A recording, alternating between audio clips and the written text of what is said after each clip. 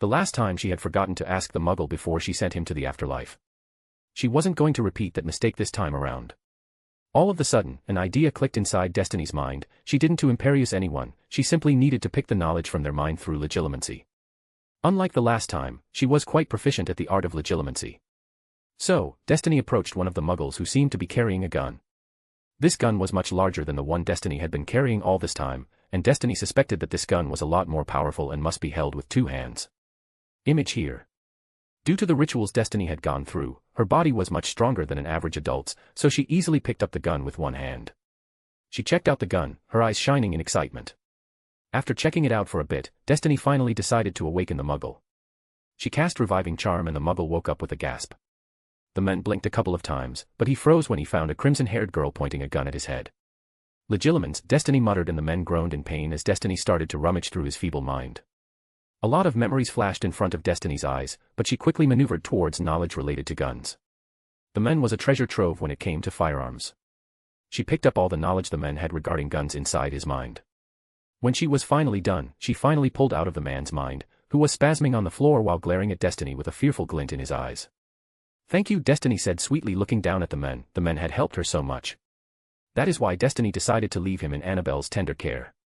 Destiny was sure that when Annabelle was done, he would never ever complain about feeling pain again, ever. That is how good Annabelle's treatment was, but Destiny didn't want Annabelle's treatment waking up the other muggles, so she quickly applied a variant of stunning charms over the rest to muggles. To receive them, you needed to cast the counter curse. "He is all yours, have fun," Destiny said while staring at Annabelle. "Thank you so much." Annabelle cheered and whipped out her wand. Before the muggle could even understand what was happening, Annabelle pointed her wand at the men. "Membrum," Annabelle muttered with a gleeful look on her face, and after only a second, the men started to scream at the top of his lungs. Membrum is a dark curse, which made the victim think that their toes and fingers were on fire. Now that Destiny knew how to use the gun, she no longer needed to keep the guns, and having them here might turn out to be a risk. Destiny was confident that she would be able to handle herself since she had already faced muggles with guns, but Annabelle and Ambika haven't. It would be pretty stupid to take risks when you can easily avoid them. From the muggle's mind, Destiny had found out that the gun in her hand was called a submachine gun named the Thompson, or generally referred to as the Tommy gun. Destiny was giddy over the fact the gun used the same rounds as her handgun, M1911. Yes, she learned from the man's mind that the gun she had been carrying was called a pistol or handgun. She already knew that it was a pistol, but the handgun term seemed to sound better. Destiny also learned that the Tommy gun or the Thompson came with 4 variants of magazines, all with different capacities. Right now, the gun in her hand was equipped with what was called a drum magazine, and it had the capacity to hold 50 rounds. There was another variant of drum magazine, and it had the capacity to hold 100 rounds.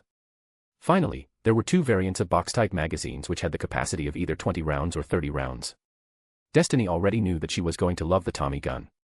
From the muggle's mind, Destiny also learned that the wizard was a slave of the woman with the African accent. Well, not technically a slave since the man didn't have a collar or anything, nor was he referred to as a slave, but he was forced to work for the woman, so technically he was a slave. Unfortunately, the men didn't know why the wizard was forced to work for the woman though. The muggle also didn't know that the man was a wizard, but they did know that he had some special powers. He could lift and move objects with a gesture of his hands, but only some of the lighter objects. He couldn't move heavy objects or anything like that. There was also a rumor going on that he stopped bullets with a gesture of his hand. The wizard had been an assassin, a killer for hire before he was forced by the muggle woman to work for her. Destiny's interest was immediately piqued, so she decided to wake up the wizard and have a small chat with the men. From what she had learned from the muggle's mind, the wizard should be pretty hateful towards the muggles for enslaving him and his hard life. Additionally, the wizard seemed to be uneducated, so she could entice him with the offer of education. Maybe she would mold him into a nice follower. So, she quickly made her way towards the wizard, who was still knocked out, but before she woke him up, she remembered that she had decided to remove all the firearms lying around, including the Tommy gun in her hand. "Bibli," Destiny called out, and her house elf appeared beside her with a soft pop. She had not seen any wards that might stop a house elf from popping in or out of the tomb, so she decided to call her house elf and hand over all the firearms to her. "Take all the firearms along with the magazines in the room except for mine back to my trunk." "Oh, and take this too," Destiny said as she handed over the Tommy gun in her hand. Bibli cheerfully nodded her head and snapped her fingers. Moments later, all the firearms inside the room vanished, except for the M1911, which Destiny had tucked in the gun holster wrapped around her waist. "Can Bibli best doing anything else for Mistress Destiny?" Bibli asked enthusiastically while batting her tennis ball-sized eyes at Destiny.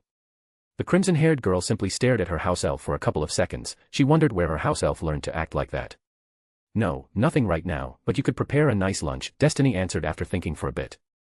Bibli looked slightly disappointed, but she still nodded her head eagerly and popped away.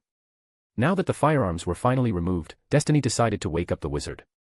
She had no doubts that the wizard had knives tucked in his clothes, but she wasn't worried about that in the slightest.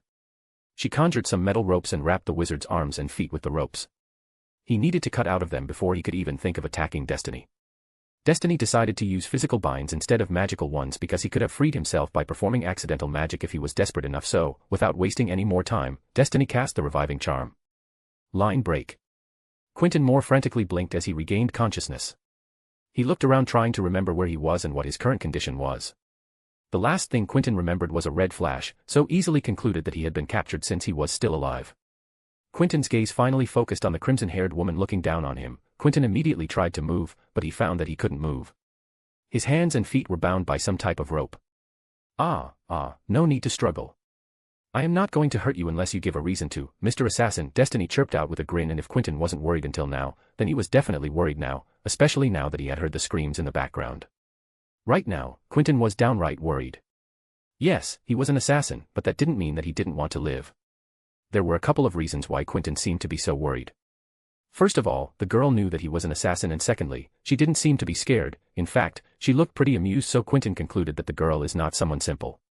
She might be related to someone he had killed in the past, and she had finally tracked him down to enact her vengeance. That is why she seemed to be amused, and thirdly, someone was getting tortured inside the room right now. The howls of pain were sending shivers down his spine. All of a sudden the girl in his vision frowned and flicked her hand. Quentin was horrified when he realized what was happening. He was slowly lifted up in the air until he was standing on his own feet. Even though he was standing on his feet, Quentin realized much to his horror that he couldn't even wiggle his body even though he was standing on his own feet, but inside a traitorous corner of his mind, he was happy. For the first time, he met a witch who was alive and seemed to be educated too. He always wanted to meet someone of his kind. Since he was a small child he knew that he wasn't normal, he had superpowers, and he started to use his superpowers to pickpocket and steal after he was abandoned on the streets by his parents. Everything was going on fine, but on an unfortunate day, he ended up killing a man. After that, he was forced to become a killer.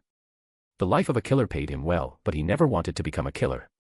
During one such job, Quentin finally learned that he was a wizard, which made him really happy. He was different from all these filthy humans around him.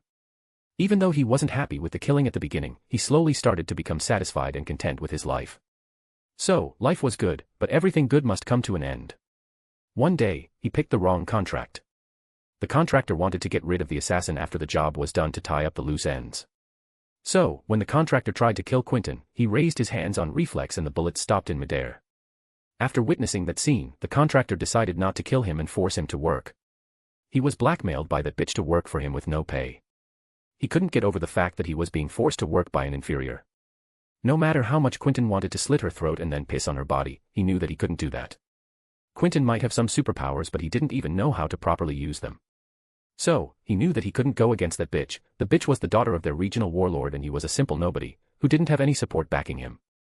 I was thinking about having a chat with you, Mr. Assassin, and it would have been very rude of me to keep you lying on the floor, Destiny said in a polite tone, stopping Quentin from reminiscing about his unfortunate past. After hearing Destiny's words, Quentin was once again on guard. Once again he started to think that the girl might be related to one of his targets and she had tracked him down to this hellhole to enact her vengeance, but there seemed to be something odd. If the girl really wanted revenge, then he would have sensed a hint of coldness or anger in her voice, but there were no hints of those emotions in her voice or face. In fact, he felt that the girl was simply amused, even her eyes seemed to be filled with mirth. Quentin was quite good at picking up emotions, he had learned how to do that after spending so much time on the streets. Then Quentin's gaze flickered towards the man who was being tortured. The woman standing over was cackling in mad glee. It was a pretty scary sight and it only increased his worries. A part of Quentin was rejoicing due to the pain of that inferior, he never liked that bastard, and in another part of his mind, he felt regret as it wasn't him who was causing pain to the inferior. He would have thanked the cackling woman and the girl standing in front of him if his situation wasn't so dire. Let's not talk while standing, why don't you take a seat? Destiny suggested politely as she conjured 2 chairs with a simple twist of the katana in her hand. Meanwhile, Quentin's eyes grew wide like saucers, the girl in front of him just created something out of thin air. Now, Quentin was pretty sure that the girl in front of him was educated in the arts of magic. From the book, he knew that witches and wizards were capable of many amazing feats, but he had never been able to perform a feat that amazing. Maybe it was because he didn't have a magical foci. Yes, he also knew about magical foci, but he had no idea from where he could get one. Quentin finally gathered his bearing and he was about to mention that he couldn't move, but before he could do that, he was forced to sit down. Quentin started to wonder if he could ask the girl to help him to get a magical foci, but he knew that would be pretty stupid. Nobody would help him out for free, the world doesn't work like that, he had learned that lesson quite early in his life. Maybe he could offer something in return. Though he wondered if he could even offer something in return. You seem to be quite tense. Why don't we start by introducing ourselves? Once again, Destiny suggested on her own, but before Quentin could give her an answer, she started to speak again. My name is Destiny Grindelwald, what is your name, Mr. Assassin? Destiny queried with an amused glint in her eyes. Well, she already knew his name, but she simply wanted to mess with him. It was a sort of entertainment for her. Quentin was half expecting the girl to reveal his name too since she seemed to be having a one-sided conversation up to this point, but the girl simply kept staring at him with an expectant look on her face. Quentin simply released a sigh. My name is Quentin Moore. Are you a witch? Quentin asked, without beating around the bush. This was the first time he was meeting someone of his kind, so he could be excused for being more than a little bit excited.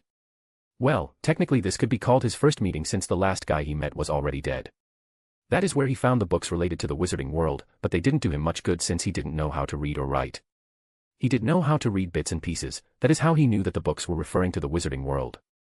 At the same time, he simply couldn't just ask anyone to read the book for him. First of all, in his line of work, he couldn't trust anyone, and secondly, he didn't want to reveal the magical world to these inferior creatures. True, there was a high chance that muggles might think that he was crazy, but someone might end up adding the dots since some muggles had seen him using his powers.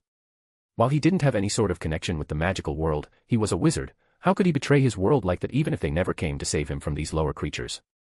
He always knew that he was different, he was special, he was stronger than his parents, and that is why he was abandoned by his parents, as they were afraid of his powers. After hearing Quentin's question, the smile on Destiny's face widened. Why, yes. I am a witch. So, you do know about us. So why have you been playing around with these people? Destiny asked curiously as she gestured toward the muggles with her hands. A look of anguish passed over Quentin's face as he clenched his teeth in anger. Quentin finally took a deep breath, so that he could calm down his anger. He honestly didn't want to break down in front of a girl half of his age, nor did he want to offend the girl in front of him in any manner, especially when his life was on the line. Yes, the girl seemed to be way stronger than him. Quentin thought that she was stronger than him because she knew how to use her gifts. Well, he thought that a small witch couldn't be stronger than an adult wizard and witch, right? That is what Quentin theorized on his own. If he knew how to read, then he would have found out that not everyone was born equal when it came to magic. If Quentin had received some sort of magical education, then he would have known the difference. Destiny knew that it wasn't uncommon for some students not to be invited to the magical academies due to their financial status. I didn't work for them by choice. I couldn't run away, and if I wanted to live, I needed to work for them, Quentin answered in a bitter tone. Even though he didn't blame the wizarding world for not saving him, there was a hint of bitterness lurking in his mind. So, whenever the topic came up, some of the said bitterness seeped out, he simply couldn't help it. I see. That is a problem faced by a lot of first-generation wizards and witches, Destiny said while tapping her chin. Quentin immediately raised his brows in curiosity. First-generation wizards and witches? Quentin asked as this was the first time he heard that term. Yes, usually they are called Muggleborns or something else depending on the region you are in. Muggleborns are the ones who are born from non-magical people. Destiny said and pointed towards the muggles lying on the floor. Personally, I prefer the term first-generation witch or wizard. Oh, and the non-magical people are referred to as muggles or something else depending on the region, Destiny explained, and a lot of new things were revealed to Quentin. So, these inferior creatures are called muggles. Quentin blurted out before he could stop himself. The other woman might be torturing one of the inferior creatures, but he didn't know how they viewed the rest of the population. If she really loved muggles or the inferior creatures, then they wouldn't be torturing them, right? After only a few seconds of silence, Quentin's worries were dispersed. After hearing the question, for a few seconds, Destiny simply stared at the bound men with a blank look on her face. Then all of a sudden, she burst out laughing while holding her stomach. She couldn't believe that Quentin called them inferior creatures. It was pretty amusing. Now she didn't have to explain how they were superior to the muggles. Quentin already considered the muggles to be beneath him like it was supposed to be. How amusing. Yes, they are inferior creatures, Destiny replied with a grin when she finally calmed down. Quentin was relieved to know that they were on the same page in the case of muggles. So, can I presume that you don't have any type of magical education? After a few moments of silence, Destiny questioned. She already knew the answer, but she simply wanted to hear it from the source. She wanted to manipulate Quentin into becoming her student. Quentin released a sigh and shook his head. No, I didn't even know that I was a wizard until I was already in my 20s. I always knew that I was different and special, but I didn't know what people like me were called. Sometimes I thought that I was the only one. Quentin answered bitterly. None of my kind came to save me from these inferior creatures. Quentin spat out, losing a bit of his composure. Destiny simply hummed in agreement. She could easily understand where Quentin was coming from. Do you think you were the only one who was abandoned by their parents for being superior? Destiny questioned curiously, any trace of amusement gone from her face. I was also abandoned by my birth parents. She was also abandoned by her birth parents, Destiny said as she pointed towards Ambika, who was still rummaging through the stuff buried under the floor. Destiny decided not to say anything about Annabelle. Quentin's eyes grew wide in surprise. Until now, he hadn't noticed that there was a third person inside the room. Well, the inferior creatures were there too, but they were inferior and knocked out, so they don't count. The thing is, the magical world is pretty reclusive. There is a law which stops us from getting involved with the Muggle world, and by us, I mean the whole wizarding population in general. So, there are a lot of magical children who are left to rot in the Muggle world, Destiny explained with a grave look on her face. It is not like that they don't care about those children, or they want to kill them off, but the problem is that they simply don't know. You were born in Congo, right? Destiny asked, and after receiving a nod from Quentin, she decided to continue. There is no magical government in Congo, so most of the magical population spread throughout the country. Nobody has the time to save magical children from the cruelties of Muggles because, as I said, the magical world is pretty reclusive, so they try to avoid the Muggle world as much as they can, and even if someone wanted to help all those children, he or she wouldn't know where to start from, Destiny explained with a shrug. Quentin gulped audibly. If what Destiny said was true, then he couldn't blame the Magicals for not saving him. Well, he didn't blame the magical world in the first place, but he wouldn't deny that he did hold a minor grudge against them, but now, his grudge seemed to be completely unreasonable. He knew that his grudge against the magical world was unreasonable. It was one of the easiest targets to blame for all of his misery, so he blamed them, but now that he knew the whole truth, he simply couldn't hold his grudge against the magical world any longer. Now that we have established some of the facts, let's move on to the serious matters. You see, I wanted to give you an opportunity or an offer. You can consider it either. Destiny inclined her head and a neutral look on her face. Do you want to learn magic? Destiny questioned with a polite smile on her face. As soon as Destiny's question registered in his mind, the level of wariness increased in his mind. The offer was tempting, too tempting, and he knew that there were no free meals in the world. That is how the world worked. He wondered what Destiny was going to demand in return. Quentin needed a lot more knowledge regarding the magical world before he could accept such an offer, but he also knew that this was probably a one-time offer. Destiny might kill him due to his denial. It was quite plausible. So, after thinking for quite some time, which felt like hours for Quentin, he finally decided to accept the offer.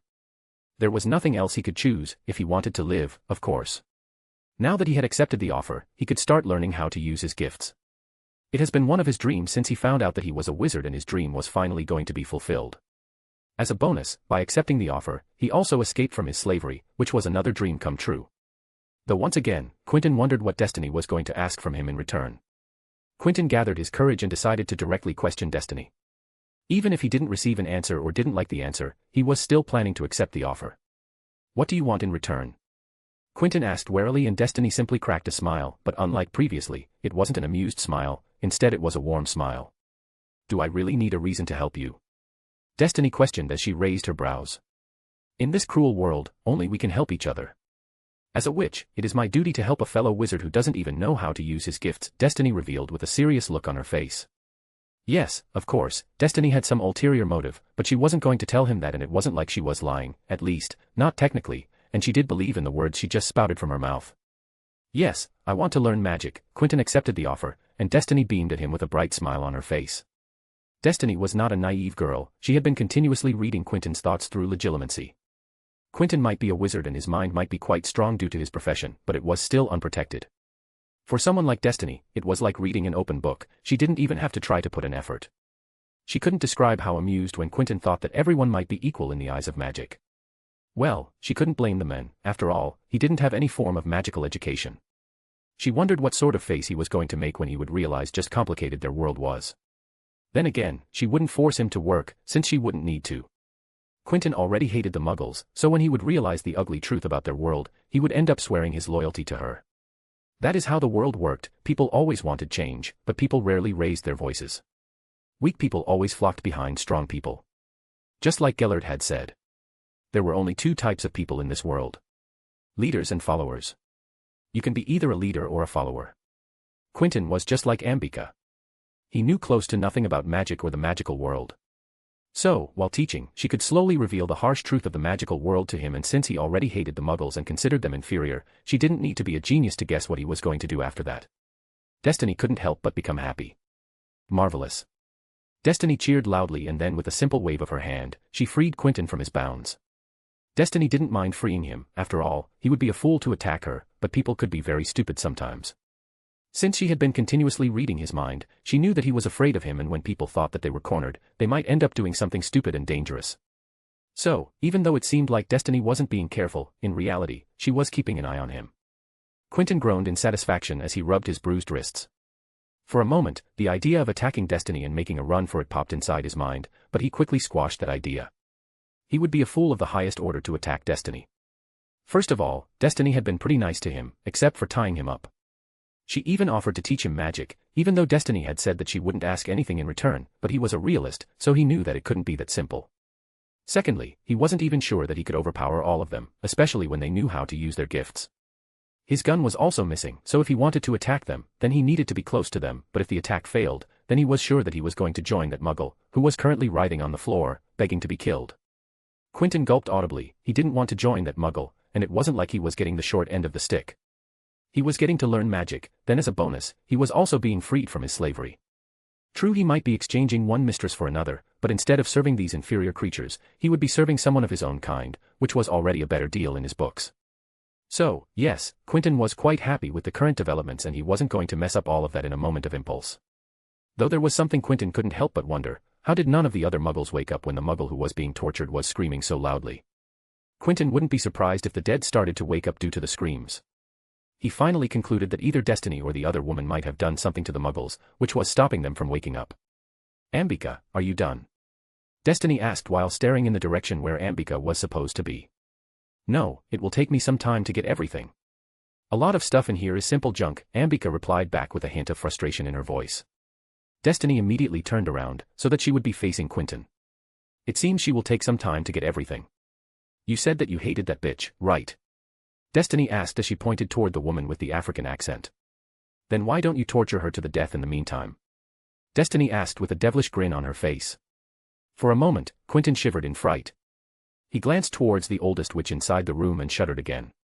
She had started to cut up the Muggle, and the man was reduced to sobbing and begging sack of flesh. Quentin pondered over the suggestion. True, he really wanted to kill that bitch, but torture.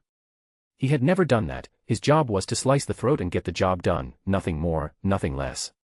Could he even cause someone pain, just for the sake of his selfish enjoyment? The answer was a big yes. As long as that bitch was involved, he was happy to dish out a lot of pain and then some more just for good measure. "I see, so, you have finally made your decision," Destiny stated as she started to wake towards the chairs she had conjured. Quentin wondered how Destiny realized that he had finally made a decision, but he decided not to ask anything. Maybe he was unable to mask his emotions as well as he had imagined. Destiny stopped her stride and turned to look at Quentin. "If you want some pointers, then feel free to ask her," Destiny said and pointed toward Annabelle. Quentin's lips thinned. He didn't want to be anywhere near that woman. "Anna, why don't you leave that fool? I don't think that you can hurt him anymore," Destiny called out. The Muggle Annabelle was playing with has turned into a drooling mess. "Oh." Annabelle covered her mouth in surprise. She was so engrossed in the whole process that she didn't even notice that she had turned his brain into jelly. "Humph." Avada Kedavra, Annabelle pointed her wand toward the drooling Muggle and cast the killing curse, and she put him out of his misery. She didn't have any use for broke toys. "Anna, why don't you introduce yourself to my new student?" Destiny suggested, and Annabelle immediately perked up and turned towards Quentin, who had a nervous smile marring his face. He wanted to say that he was completely fine not knowing her, but he didn't dare refuse, or the women might take offense and then he would end up knowing her more closely than he would ever want. "Hello. My name is Annabelle." Annabelle introduced herself cheerfully with a click in her tone. "Just Annabelle. Nice to meet you." Annabelle exclaimed cheerfully, and then slowly her eyes flickered towards the woman lying in front of Quentin. "I am Quentin Moore, it is nice to meet you too," Quentin introduced himself somewhat nervously. He might have been an assassin, but he found Destiny and Annabelle to be quite scary, especially Annabelle. Then suddenly Quentin noticed that Annabelle was no longer paying attention to him. Instead, she was intently staring at the woman lying in front of him. Then Annabelle finally looked up. "Are you going to torture her?" Annabelle asked in an expectant tone. Yes, Quentin answered with an unsure look on his face. "Can I watch?" Annabelle asked excitedly. Quentin glanced toward Destiny, who seemed to be watching the whole scene with an amused look on her face. Then he realized that he wasn't going to get any help from Destiny, so he turned toward Annabelle, who was still staring at him expectantly. Sure, I guess. Quentin accepted her request with an unsure look on his face, and Annabelle happily cheered after clapping her hands. Well, Quentin did receive some pointers from Annabelle from time to time, but the two of them never ended up becoming friends. No matter how imposing Quentin became throughout the years, he still remained quite wary of Annabelle, and he always kept his distance from her even after he became one of the lieutenants of Destiny Grindelwald. Present time, Black Townhouse, Cornwall. That is how I met Quentin Moore for the first time. Ah, good times, Destiny sighed as she finally finished reminiscing her old memories. Before anybody else could answer, Destiny decided to answer Quentin's question. O means outstanding. It is the highest grade you could receive. Well, technically it is the second highest since O+ is given to exceptional students, Destiny explained, and as soon as she finished, she received incredulous looks from various people inside the room. Destiny noticed the looks and a tick mark appeared on the top of her head. Thankfully, she was a benevolent lady, or she would have crucioed them. What? I didn't attend any school because none of their curriculums were appealing to me, but that doesn't mean that I won't know the grading system, especially when the grading system hasn't changed in the last few centuries, Destiny explained with a dismissive shrug. Then she finally turned toward Imogen. So, what do you want to do now? Destiny asked curiously. She hoped that Imogen wasn't planning to start working in some other measly place like the toy store. I want to do research. Until now, I haven't been able to practice our family magic, but now that I have the chance, I want to continue experimenting and learn more, Imogen answered after a bit of thinking. Destiny simply hummed for a second. I am going to contact the Unspeakables and ask them to recruit you too. You will be able to conduct your research without any problems, Destiny said, and Imogen gave her a grateful nod. Well, now why don't we talk about your oaths, HM? Destiny suggested, and the newly formed Bone family already knew it was coming, so they simply agreed with the terms Destiny presented and they simply signed the magical contract without making a fuss. Equals.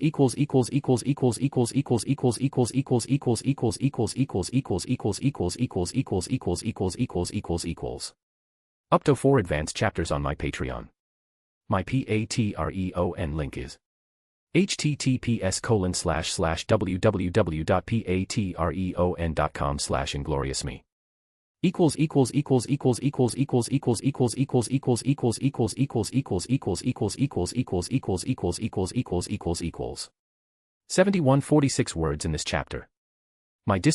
========================================================================================================================== https://discord.gg/vq6rpaqvys. Chapter 27, Behind the Scenes. Clifford Bones was twirling a glass of whiskey in his hand. Clifford stared outside the window. It was almost sunrise and he had been drinking since last night. Clifford Bones was not happy. After all, he did not have any reason to be happy. Everything he had worked on for years had been ruined in a matter of a single fucking day. He had worked so hard to squash the dark side of the family, but he still failed. He destroyed his own family in an attempt to bury the dark past of the family. Now, how was he even supposed to show his face to them? Clifford clenched his fist in anger. What have I done to deserve this fate? He raged inside his mind, but he didn't receive any answer, not that he expected to in the first place. Clifford chugged down the whole glass and then he threw the empty glass toward the wall in front of him. He released a defeated sigh. There was not much he could do right now. If only they weren't so squeamish about the methods, then he would have dealt with his brother and his family long ago. Now, he was going to be blamed for something which wasn't his fault in the first place. He wondered if they are going to withdraw their support and cut their losses. After a few moments, Clifford simply shook his head and chuckled softly. No, they won't do that, but I am going to lose a lot of face in front of the other members, Clifford concluded while looking down at his own hands. It was a hard pill to swallow for him, but there was not much he could do. He will face the consequences like a man. He might have lost this fight against the darkness, but he was sure that in the end, they were going to win over the darkness. Light is always going to win over the dark. Enough of that. Clifford knew that he could no longer sulk around. He needed to inform the others about their defeat. No, his defeat. They have helped him as much as they could, but he was simply unable to squash their rebellious nature, and to be honest, he never expected his brother to throw off his pride and take a new name. That was a mistake. He should have expected all the possibilities. Clifford slowly got up from his seat and made his way toward his personal bookshelf. He still remembered the time when he had poisoned his father, but once again he clenched his fists in anger. He didn't expect that damned mother and brother were going to smuggle their family books out of the family library before he could take the headship of the family. By the time he and the others realized what was happening, they were already too late.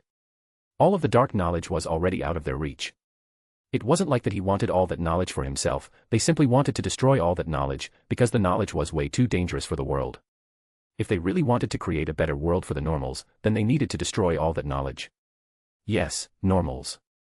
Muggles is a derogatory term and he wasn't even going to start with that M word. They preferred to refer to Muggles as normals. The normals needed to be protected from the monster like his brother and his family, and for that if he needed to destroy his family, then so be it. Murdering his father was a necessity for them to achieve a better world. Lord Bones needed to stand on the side of the light side for that to happen. His father needed to go. He cried himself to sleep after he had done the deed, but he knew that it was a necessary sacrifice. The death of his mother was completely unnecessary, but it wasn't unwelcome. He was quite shaken by her death, and even if he didn't want her to die, he couldn't say that it was unnecessary. His mother was a supporter of dark, and one less supporter of dark meant that the normals were safer than before. He only came out of his depression because they had helped him get through the whole ordeal. What he did hate was that his brother still denied accepting his offer. He could have allowed them to live happily without any problems, but his brother had to walk down the dark path. So, he used his influence in the ministry as Lord Bones to push forwards a law. Obviously, they helped him with his venture since everyone thought that it was a good move against the dark. Then he used that law to prevent his brother from regaining their economical status. His plan worked perfectly, but his sister-in-law was already pregnant. Sometime later, Imogen Bones was born, and after a few years, he realized that his niece was also a supporter of dark, so he decided to stop her from getting a stable job in the ministry. He also stopped the Dark Witch from finding a match, which was a good thing. Any progeny born from a Dark Witch like that was going to be equally dark. Clifford didn't know much about his family magics, and he was glad that he didn't know anything about that. The only thing he needed to know was that his family was dark. At least, that is what they have told them, and he believed them wholeheartedly. They are the ones who showed him the light, and he was everything because of them. If they never came to save him, then he would have been a normal murdering monster just like any other supporters of dark. Clifford pulled out a book from the bookshelf. He opened the book and shuffled through the pages, until he stopped on a particular page. The page didn't have anything special, except for the fact that it had an empty picture frame in the middle. He tapped the picture frame with his wand and the frame started to blink with a golden glow. Clifford returned to his desk and placed the book on the table. The picture frame continued to glow for several minutes until the glow finally stopped. A figure shrouded in light appeared inside the picture frame. Well, the figure wasn't technically shrouded in light, but in fact, the background of the figure was so bright that you could barely see the outline of the figure, but still, that was no way enough to deduce the identity of the figure. Cliff, what the hell? Why did you call me in this ungodly hour? The figure inside the picture frame questioned in a sleepy tone, and from the voice, it was clear that it was a man. My friend, I am afraid that I have some bad news, Clifford said sullenly while shaking his head. The figure inside the frame perked up as soon as he heard Clifford's words. Tell me what happened. The figure questioned with a hint of urgency. My brother's children had decided to establish a new family, and they have also aligned themselves with the House of Black, Clifford answered while looking at his hands. He didn't have the courage to look at the figure inside the picture frame. For a few moments, the figure didn't say anything, and each passing second felt like an hour for Clifford. That is obviously a piece of the bad news, the figure said slowly. Clifford, tell me everything you know, and don't leave anything. The figure added with a hint of worry in his voice. So, without wasting any more time, Clifford started to tell the figure everything he knew regarding the whole ordeal. Line break. A man was sitting under the shade of a tree with a serene look on his face. He just received the whole story behind the establishment of the Bone family from Clifford Bones. Not only that, the Bone family was allied with the House of Black, making them practically untouchable.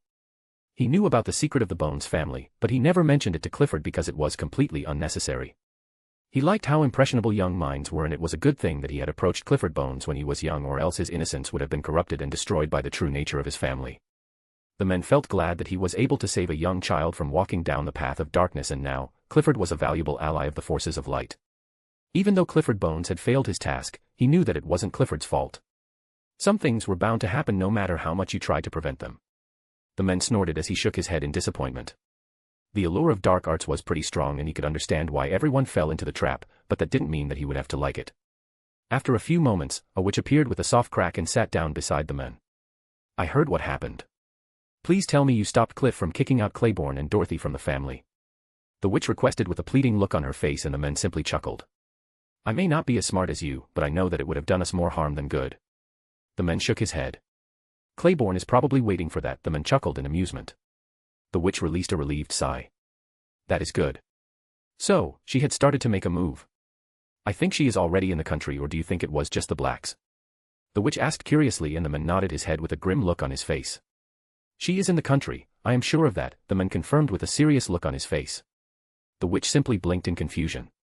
I am going to believe you on that. Then why do you think we haven't received any reports? She is probably the easiest person to notice. The witch pointed out, and the man simply shook his head. We might have set up a spy network, but it isn't absolute. She might have slipped through the cracks. We already know that she is extremely good with disguises, the man reminded the witch in a serious tone. The witch could grimly nod her head. So, the House of Black has already allied themselves with that woman. I don't know why, but I am not surprised, the witch drawled in a sarcastic tone. We need a spy in that family, the witch added, and the man simply grimaced. Our best chance is going to Cinderella Black, the man released a sigh. It wasn't going to be easy, but thankfully Cinderella wasn't like the rest of her family members. The Blacks might be evil bigots, but they were extremely dangerous and quite resourceful. If they could recruit Cinderella for their cause, then it will be a masterstroke on their part. So, what do you think we should do? The witch asked, and the man rubbed his temples. Do you think we should meet with Dumbledore? He will be a good ally, the man muttered in a hopeful tone, and the witch smacked him on the shoulder with a furious look on her face. What good will that do? It is not like we can reveal anything, and he wouldn't be eager to join our cause without information, and right now, information is the most important thing, the witch scolded the man, who looked sheepish after the words finally sunk in. First, let's concentrate on Gellert Grindelwald.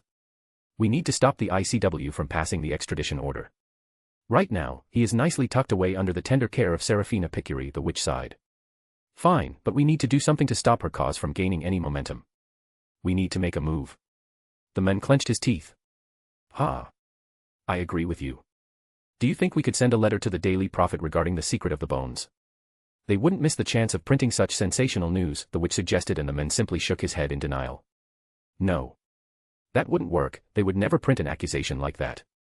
Accusing someone of practicing black magic shouldn't be taken that lightly, and even if the article is printed, the House of Black would make their move and the consequences will be quite ugly. The man revealed in a defeated tone. The politics in the wizarding world is such a mess. They would need to bring democracy to the wizarding world after they won over the dark. So, what should we do now? The witch asked, and the man simply smiled. For now, let's call the others and arrange a meeting. We need more allies if we are really going against her.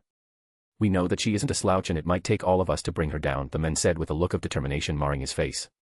You are right, we do need more information, the witch agreed, and she bit her lip with a thoughtful look on her face. After a few seconds, an idea finally clicked inside her mind. I think we need to spring a trap on her. The witch suggested as she rubbed her chin. The man gave the witch a bewildered look. Why? The man sputtered out with an incredulous look on his face. The witch huffed in irritation. Right now, we don't know how strong she is. If we are being generous, I say she has a solid core. You know that we won't be able to stand up against her if she reaches the crystalline core state, the witch explained, and realization finally dawned on the man's face. You are right. But if we do follow through with your plan, then we would end up revealing our existence to her. The man trailed off with an unsure look on his face. He wasn't scared or anything, but their enemy wasn't someone simple. That is why we aren't going to be the one to attack her. For now, we should stick to gathering allies. Maybe we should recruit a couple of aurors, the witch mused, and the man simply shook his head. Sometimes, she forgot what she was talking about before going off a tangent. Good. Then I am calling everyone. The flicked his wand and muttered the incantation of the Patronus charm. Moments later, a silver corporeal creature sprung out of the tip of his wand and disappeared into the horizon. I think I know a couple of people who might join our cause. The witch trailed off with an excited smile on her face, earning a similar type of reaction from the men. After a few seconds, both of them disapparated with a soft crack. Line break. It has almost been a week since the establishment of the Bone family. Even though the Bone family shouldn't be considered a pure-blood family by the standards of the pure-blood doctrine, nobody dared to mention it in the open. After all, it wasn't too hard to discover that the Bone family was being supported by the House of Black, and no matter what, they would never go against the House of Black. The Blacks had a reputation, and their reputation was not a joke. Claiborne and Dorothy weren't kicked out of the Bones family by Lord Bones. The current Lord Bones tried to use his authority as the head of the family to gain control over the two of them, but Claiborne and Dorothy simply gave the men a middle finger and walked away. Legally, there was nothing Clifford could do to except for throwing them out of the family, and he also knew that Claiborne exactly wanted that. Clifford had pulled some strings and discovered that Claiborne and his dark witch of a daughter had joined the Department of Mysteries. Once again, Clifford couldn't do anything else except for watching everything from the sidelines. He did try to cause trouble, but this time Claiborne and Dorothy weren't so helpless, so they didn't accept his shit lying down. Destiny was continuously getting reports, and to be honest, she was simply amused by the childishness of this Clifford Bones, but she did wonder if he was doing all this on his own or not. She could understand that Lord Bones had a lot of influence, but seriously, the guy seemed to have too much power. Throughout this week, Destiny had been busy with her training during the night, and during the day, she had been spending her free time with Cassiopeia or Ambika. She was yet to tell Cassiopeia what she had been doing and where she was going. Maybe she will tell her sometime in the future. Destiny was using the rest of her time researching the last 2 magical states. Neither of those states had any names. The people who had reached those states previously were simply unimaginative, and during the old times, reaching these states was pretty common. So the people in the past never bothered giving them a name. Morgana and Merlin were the last ones who had researched these states in the last millennia, and even they were unable to reach the highest state. They reached the second highest state when they were past their prime, but their power was still impressive. Destiny finally understood why both Morgana and Merlin were so famous. They could create miracles and they could destroy a small town with a single spell if they wished. They were considered gods among mortals by the other witches and wizards of that time, but Merlin and Morgana knew better. They knew that they still hadn't reached the pinnacle, and according to the research they have failed to reach the state before their death.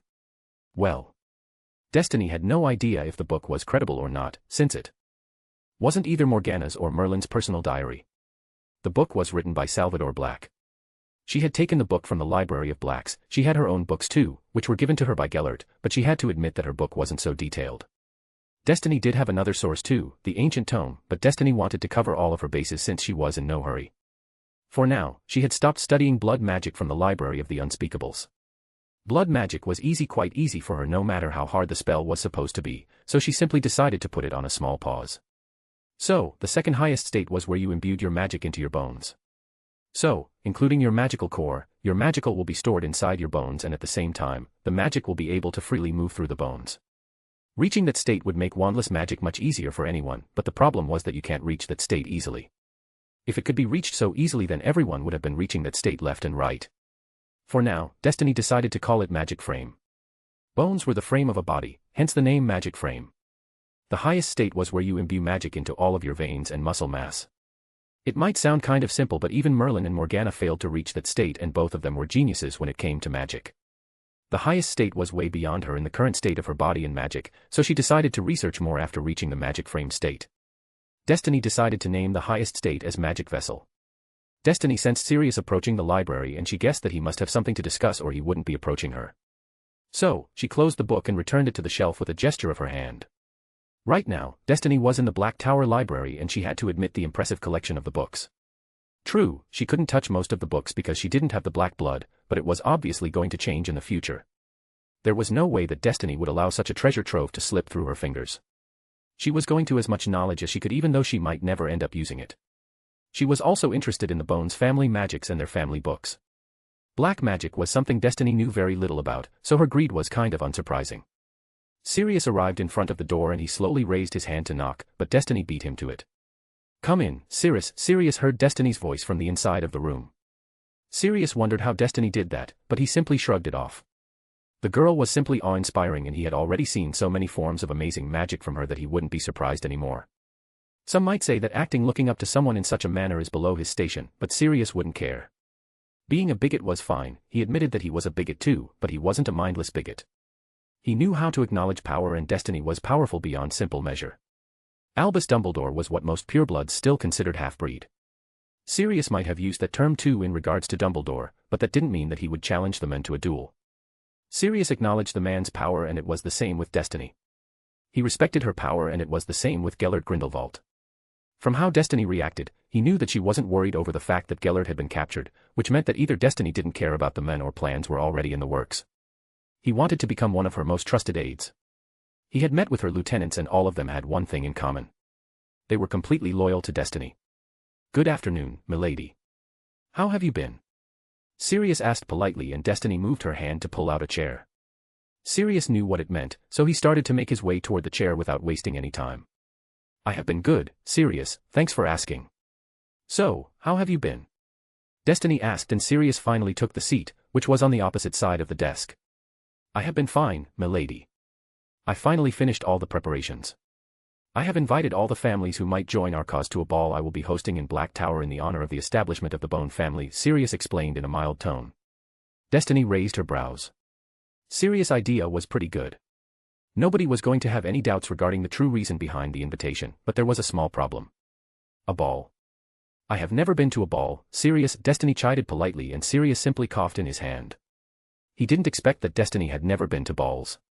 Destiny knew that it was going to be a very important meeting. After all, she was going to make her first impression on the lords of various prominent pureblood families. She would be at a disadvantage if she messed up during the ball. Having a woman as a partner wasn't going to be a big deal, but she was worried about the tradition and culture. Additionally, she needed to wear robes. Destiny couldn't help but internally groan. Milady, why don't you ask Cassiopeia for some help? She had been going to balls since she turned 5, Sirius suggested after a few moments of silence. That is a good idea, Destiny hummed in satisfaction. She was already planning on that. I will be arriving with Cassiopeia and Ambika. I don't think that would be a problem, right? Destiny questioned with a smile on her face, but Sirius knew that it wasn't a question, it was a threat. Of course not, milady. Witches accompanying witches is nothing new even though it happens very rarely. I wouldn't lie, some might look down on you, but none of them are going to say anything to your face, Sirius explained and Destiny inclined her head in acknowledgement. Tell me, Sirius, which families might cause problems? Destiny asked and Sirius tapped his chin with his hand with a thoughtful look on his face. I am sure that the Malfoys will try to create problems. Pardon my language, but they are a bunch of arrogant arses who think that they are above everyone when they are just a noble house, Sirius said while shaking his head. The houses of Crabbe and Goyle would follow the lead of the Malfoys, but they are basically grunts for the House of Malfoy. So, they won't try anything until their master gives them the order, Sirius shook his head. I see. If I am not wrong, Brutus Malfoy too is the current Lord Malfoy, right? Destiny questioned slowly and after getting a nod from Sirius, Destiny decided to continue. Do you think if I deal with the Malfoy with force, the other families might become displeased? Destiny added another question. She knew how the pureblood society worked, but the tradition and culture were different in different regions. The problem was that there were no books regarding the pureblood culture in magical Britain. Sirius grinned after hearing Destiny's question. No, in fact, if you use force to deal with someone, then the ones who are planning to support you will have a favorable opinion of you, but of course, nothing like maiming or killing. That will have a negative impact, Sirius answered without missing a beat. Are there any more families that might cause problems? Destiny leaned back in her chair and for a couple of seconds, Sirius didn't give her an answer. There are, but they will fall in line with the show of power since almost everyone knows what is good for them and what you are promising isn't that bad. Most pureblood families are afraid of muggles even though they are never going to admit it. The only problem is that you are planning to integrate the muggleborns and give them somewhat equal rights, Sirius answered while fiddling with his fingers. All of a sudden, an uncomfortable look appeared on Sirius' face. I think there is a chance that the Lestrange family might turn out to be the most troublesome, Sirius added with an unsure look on his face, but Destiny still asked him to continue. I have invited the whole Lestrange family as I couldn't ask to exempt a lone member from the invitation. Leta Lestrange, she for the Department of Magical Law Enforcement and she is the assistant of Torquil Travers and she is also the fiancée of Theseus Scamander. Sirius finished his explanation and Destiny couldn't help but frown. What are the chances of her attending the ball? Destiny asked with a scowl. She wasn't afraid of a measly witch, but her secrecy was of utmost importance. Very unlikely. She doesn't get along with the rest of her family, but I thought that it was something you might like to be aware of, Sirius answered with a nod of his head. Yes. I appreciate the heads up. I hate surprises when the law enforcement is involved. I don't mix very well with them, Destiny grinned and Sirius couldn't help but chuckle. By the way, who is this Torquil Travers? He sounded pretty important, Destiny questioned curiously. Milady, he is the current head of the DMLE, Sirius answered with a scowl on his face, and from his tone, he didn't seem to get along with the men. You don't seem to get along with the men. Destiny couldn't help but ask. The man had a self-bloated ego. He thinks he owns the ministry and he likes power. He isn't the lord of the family, but he acts like it. He would do anything to hold on to his power, and he will act violently if anyone threatens his power, Sirius sniffed with disdain. He must be quite charming then, Destiny commented dryly. Sirius, tell me, who would take his place if he were to somehow disappear? Destiny questioned in a cryptic manner. Sirius blinked in confusion, he couldn't understand why Destiny asked that. Theseus Scamander, Sirius answered as soon as got over his initial shock. He wondered if Destiny was planning to get rid of Torquil Travers. That would be the most obvious reason why she would ask about his successor. Technically, Sirius didn't have anything personal against the men, but that didn't mean that he wouldn't be happy if the men kicked the bucket. In the beginning, he didn't have any problem with Torquil, but as the men slowly rose through the ranks, he started to throw around his authority and use his power to create problems for a lot of pureblood families. He had done it to the House of Black too, so it wasn't a surprise that he became an enemy of the House of Black. The enemies of the House of Black always tended to disappear under mysterious circumstances. Those who were familiar with the reputation of the Blacks knew very well what happened to those people. Torquil Travers was still alive because he is a member of the Travers family and the Travers family is part of one of the Sacred 28. If he disappeared mysteriously then the House of Travers won't accept it lying down. They would cause a lot of ruckus in the Wisengamot until the person responsible was caught or killed. True, Destiny never admitted that she was going to get rid of the men, but the way she asked about his successor only hinted in that direction. Well, if Destiny was planning to kill the men, then Sirius would gleefully watch from the sidelines. He didn't care if Torquil was killed, he might be a part of the Sacred 28, but so were the Weasleys and the Gaunts. Being a part of the Sacred 28 didn't mean that you were immune to retaliation. I have heard about him, Destiny muttered with a contemplative look on her face while her eyes seemed to be slightly unfocused. Right now, her mind was working overtime, trying to come up with various scenarios and consequences of her actions. From what she learned about the men from Sirius, Destiny figured out that Torquil was going to cause a lot of trouble in the future. People like him tend to retaliate violently when someone threatens their authority. What Destiny was going to do in the future was obviously going to threaten his power and authority. So, he will be willing to go to any lengths to get rid of Destiny and her forces to maintain his power base. Now, Destiny couldn't have that, which meant that the men needed to go. Theseus Scamander was going to take the man's place if something happened to him, and Theseus Scamander was quite formidable in his own rights, but unlike Torquil, Theseus wasn't power-hungry. His morals were very high, so unlike Torquil, he was going to be reserved about his methods. So, having Theseus Scamander as the head of the DMLE was much better than having Torquil in that position. Not only that, Sirius seemed to hate the men. So, could increase the loyalty of Lord Black by killing Torquil Travers. Additionally, Destiny wanted a sacrifice to raise the hatred for Muggles in the mind of the magical population and who could be a better target than the head of the DMLE. Additionally, it was like killing 3 birds with 1 stone. First of all, she would be getting rid of a future enemy. Secondly, Sirius seemed to hate the men, so if she got rid of him, then Sirius would at least be grateful to her. Thirdly, she would be instigating a massive uproar. If she succeeded in pinning the man's death on the Muggles, then she would be destroying most of the pro-Muggle sentiments running amok within magical Britain. She would have preferred if someone less competent than Theseus was going to become the head of the DMLE, but the pros were still greedier than the cons. At first, she was planning on using Lord Bones as the sacrifice for her cause, but she needed to wait for quite some time before she could make a move. If she made a move right now then the newly established House of Bone, or the parents of Bone children, or the House of Blacks were going to be suspected. Once again, Destiny didn't want to draw attention to herself or her allies so soon in the game. Now, she had a much better target for the sacrifice. Torquil Travers was a member of the Travers family, so if the man dies at the hands of the Muggles then the House of Travers might end up becoming one of her biggest supporters. Even if they didn't join her, they weren't going to raise even a finger to help the filthy Muggles when she would finally start putting them in their place. That could only happen as long as the truth didn't come out. That is why Destiny refrained from revealing anything about her plans to Sirius. She wasn't naive enough to think that Sirius didn't suspect anything, but as long as she didn't confirm anything, he couldn't use that against her. Destiny internally sighed. Now, she needed to learn how to act in a ball from Cassiopeia, and she also needed to plan how to kill Torquil Travers and frame the Muggles. It was going to be quite a long day. That wasn't all, the week was finally over, and now she needed to keep her word to Cassiopeia. The Green-Eyed Witch had asked Destiny to cast the Fidelius charm on her house for protection, and even though Destiny hadn't exactly made a promise, she still needed to follow through or what type of lady she would be if she couldn't even keep her own word. Thanks for taking care of everything, Sirius. For now, I will be returning as I need to learn quite a few things for the ball. After all, I can't embarrass you or myself, Destiny grinned in amusement as she slowly stood up from her seat. Sirius followed her example and stood up too. Think nothing of it, milady. It is my duty. I also need to make some preparations for the ball. Then if you would please excuse me, Sirius bowed respectfully.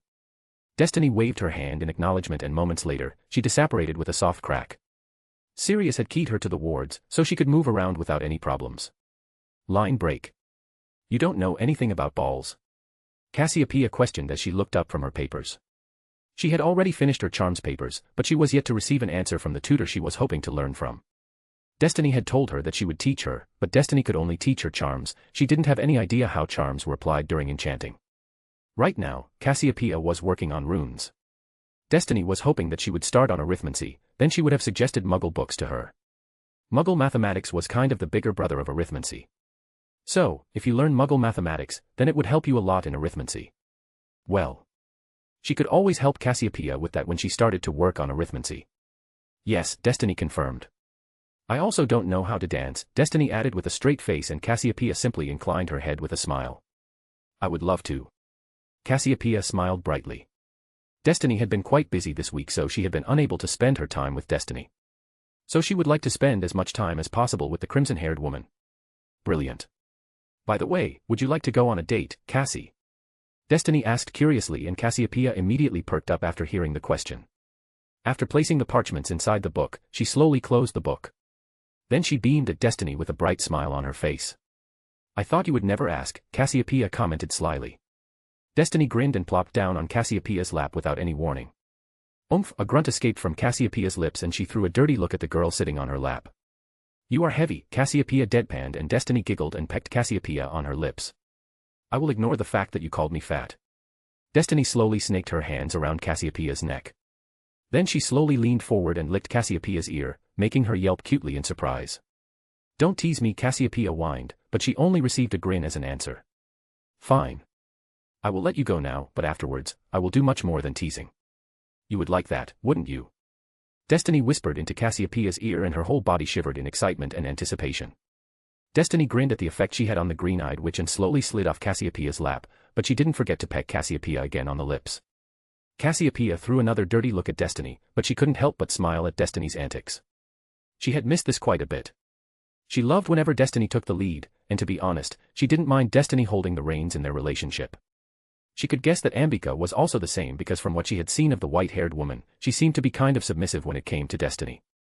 Not that she could complain when she was also the same when it came to Destiny. Cassiopeia patted her lap and slowly stood. Without giving a warning, Destiny wrapped her hand around Cassiopeia's waist and disapparated with a soft crack, earning another cute and surprised yelp from Cassiopeia. Moments later the two of them arrived in the magical alley of Edinburgh and Cassiopeia smacked Destiny on her shoulder. I could have splinched myself. Cassiopeia muttered in an annoyed tone and Destiny simply chuckled. I wouldn't have allowed that to happen. Do you know when people get splinched? Destiny asked and Cassiopeia simply huffed. I also know how to apparate, so I know why people get splinched, Cassiopeia pointed out and Destiny shook her head in denial. You can get splinched if you don't have a clear destination in your mind and you could also get splinched if you can't cover your whole body with magic, but in case of side-along, you also need to cover the person accompanying you with your magic. The process gets hard if the person you are apparating with is an unwilling participant. Like I said, it gets hard, but not impossible. Strong people like me would never have that problem. We simply need to think and our magic helps along the way, Destiny explained and caressed Cassiopeia's cheek. Cassiopeia didn't know all of that regarding side-along apparition. She knew that it was harder, but she never thought why. By the way, we are here. Let's go and have some lunch in a nice restaurant, after that we are going shopping in the Muggle world, Destiny grinned and waved her hand. Cassiopeia immediately started to sputter in protest. Why Muggle world? Cassiopeia was finally able to form some coherent words. Why not? Destiny retorted back with a question of her own. Cassiopeia wanted to point out the obvious reasons for not going into the Muggle world, but Destiny didn't seem like she was going to budge from her decision. So, Cassiopeia finally decided to drop the matter. She knew that she couldn't change Destiny's mind when she had decided on something, and she wasn't going to say it out loud, but she was a bit interested in the Muggle world. She wanted to see how the Muggles have developed through the years with her own eyes. Cassiopeia finally looked around and realized that they weren't in Diagon. You brought me to Edinburgh? Cassiopeia questioned and Destiny simply hummed in consent. The food was kind of average, the last time we ate out, so I decided that I'm not going to ruin my date with average food and worse than average wine, Destiny griped, and Cassiopeia couldn't help but chuckle at Destiny's words and she couldn't help but agree with Destiny when it came to the food and wine of the leaky cauldron. After that, Destiny quickly led Cassiopeia toward one of the biggest restaurants in Edinburgh. After having a delicious and filling meal, Destiny led Cassiopeia to the Muggle world. The green-eyed witch was awed by how much the Muggles had developed. She had no idea what cars were, so Destiny imperioused a Muggle so that they could have a small trip in the car. Finally, Destiny took Cassiopeia shopping. The green-eyed witch was quite taken aback by the variety of clothes Muggles had for females. After browsing for more than a couple of hours, both Destiny and Cassiopeia found themselves standing inside the underwear shopping section. Muggle women really wear these? Cassiopeia asked in a hushed tone while pointing towards one of the risque pairs of underwear on a mannequin. She couldn't help but feel scandalized. Yep. I wear something similar too. It is much more comfortable, I thought you would remember. Destiny trailed off with a meaningful look on her face, and now that Destiny mentioned it, Cassiopeia remembered that Destiny wore something similar under her bodysuit. At the time, she was much busy staring at what was hidden behind those flimsy pieces of clothing. It wasn't Cassiopeia's fault that Destiny was so hot. Why don't you buy yourself a pair and then we can compare who is naughtier among the two of us? How about the winner gets to take off those flimsy pieces of fabric from the loser, Destiny whispered into Cassiopeia's words. Cassiopeia couldn't help but shiver.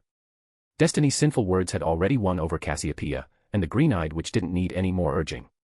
It is not like either of us is losing. Cassiopeia thought excitedly as she started to look for the most risque pieces of underwear. Equals.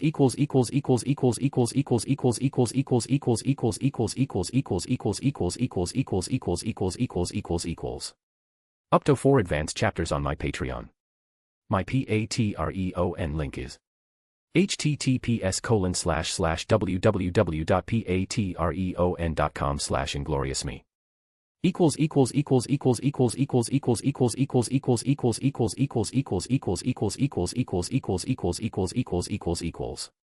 7195 words in this chapter. My Discord server, https://discord.gg/vq6rpaqvys. Chapter 28, Spending Time with Cassiopeia, R18. A/N, question. Should I use modern terms during the lemons? Lemon starts. Destiny picked up Cassiopeia and tossed her over the bed. As soon as the two of them finished shopping for their unmentionables, both of them decided to put an end to their date and get frisky. The two of them had directly operated inside Cassiopeia's room, and without wasting any more time, the two of them started to lose their clothes while hungrily making out.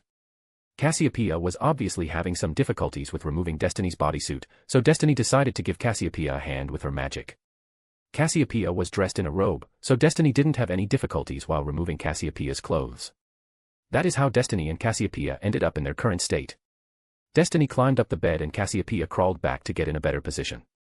Destiny grabbed Cassiopeia's breast and squeezed it hard, making Cassiopeia gasp. Cassiopeia wanted to complain about Destiny being rough, but only a loud moan escaped from her mouth as Destiny flicked her erected nipples without removing her brassiere. Destiny leaned down and pressed herself against the green-eyed witch. "You are so hot. I simply want to eat you up," Destiny breathed out huskily as she started to rub one of her knees over Cassiopeia's most sensitive part of the body. Yes, that spot," Cassiopeia panted as Destiny continued to rub her honeypot. Cassiopeia knew that her knickers were soaked and she could also feel that with each passing second, she was getting wetter. My, aren't you a naughty girl?" Destiny asked with a grin and she slowly moved down. Destiny waved her hand and removed Cassiopeia's brassiere, releasing her breast from the confinements, and the unnecessary piece of clothing joined the pile of clothes on the floor. Destiny grabbed the hem of her own brassiere and pulled it over her head, baring her chest for Cassiopeia to see. Destiny grinned and with a swift motion, she removed Cassiopeia's knickers. Destiny kneeled down and started to place soft kisses around Cassiopeia's soaking cunt. Cassiopeia grasped the bedsheets and arched her back in pleasure. She was getting really close to her climax.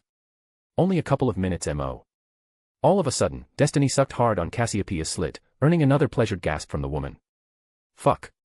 Make it a few more seconds," Cassiopeia screamed inside her mind. Destiny could also feel that Cassiopeia was getting closer, so she did the only thing she could have done. Destiny slowly pushed her tongue inside her slit so that she could eat her out. Cassiopeia groaned in pleasure as she felt Destiny's tongue slither inside of her. That was it. Cassiopeia finally reached her limit, and for the second time, she arched her back and started to orgasm. Pleasure shot throughout her body and her whole body started to spasm in pleasure. Cassiopeia finally stopped coming and her body dropped to the bed like her body has lost all of its power. She started to breathe heavily, trying to catch her breath, and Destiny finally raised her head from between her legs while licking her lips with a lecherous grin on her face. Destiny crawled up to Cassiopeia and decided to lie down beside her. "My dear, you taste marvelous." Destiny giggled and captured Cassiopeia's lips. The green-eyed witch's eyes grew wide in surprise, but she kissed Destiny back even though she could still feel herself on her lips and inside her mouth. It was simply too hot and she could already feel herself getting excited. Destiny smirked and grabbed Cassiopeia's hands and placed them on her breasts. It was pretty clear what she wanted from Cassiopeia, and the green-eyed witch decided not to disappoint Destiny. Without wasting any more time, Cassiopeia started to fondle Destiny's breasts. Destiny couldn't help but moan under Cassiopeia's ministrations. Destiny smirked while kissing Cassiopeia and changed her position to give Cassiopeia a better position. After playing with Destiny's breasts for a couple of minutes, Cassiopeia's hands finally started to trail down Destiny's body. Cassiopeia wasn't going to admit it, but she loved caressing Destiny's toned stomach and abs. Yes, she had been quite curious and ended up asking Cassiopeia. Cassiopeia also wanted to have abs just like Destiny. She found them quite hot, but she had no idea how to get them. She was too embarrassed to ask. Maybe she could ask her in the future. Right now, she had way more important things to deal with, like pleasuring Destiny. After a couple of minutes, Cassiopeia was finally satisfied after caressing Destiny's midriff, so she finally decided to reach lower. Cassiopeia pinched the top of Destiny's slit with a mischievous grin on her face. Destiny sucked in a breath as she wasn't expecting Cassiopeia to do something like that. Cassiopeia started to rub Destiny's entrance from over the knickers. HNNN, Destiny moaned loudly when Cassiopeia pinched her nipples as she continued to rub the most sensitive spot on her body. Destiny's knickers were completely soaked, which wasn't a surprise.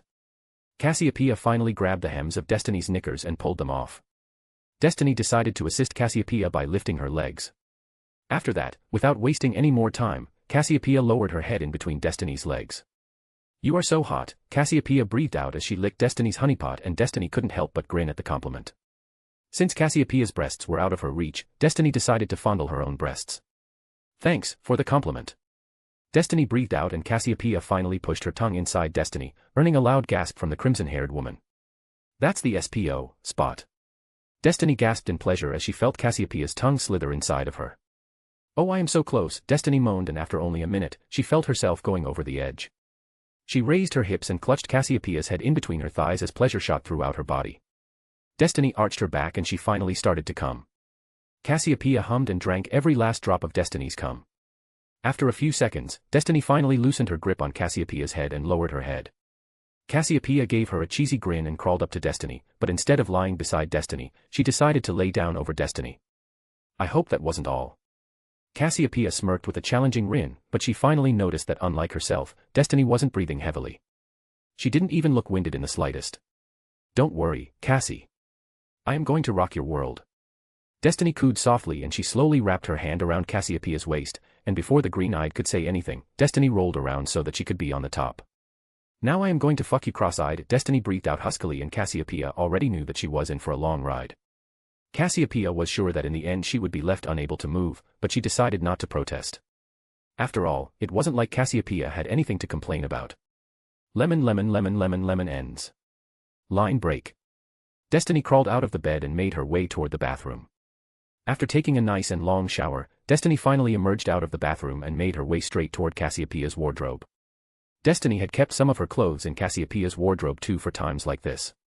The clothes were nothing special like the bodysuit she preferred to wear over normal clothes. The clothes were pretty basic, but you could still use them as your regular clothes.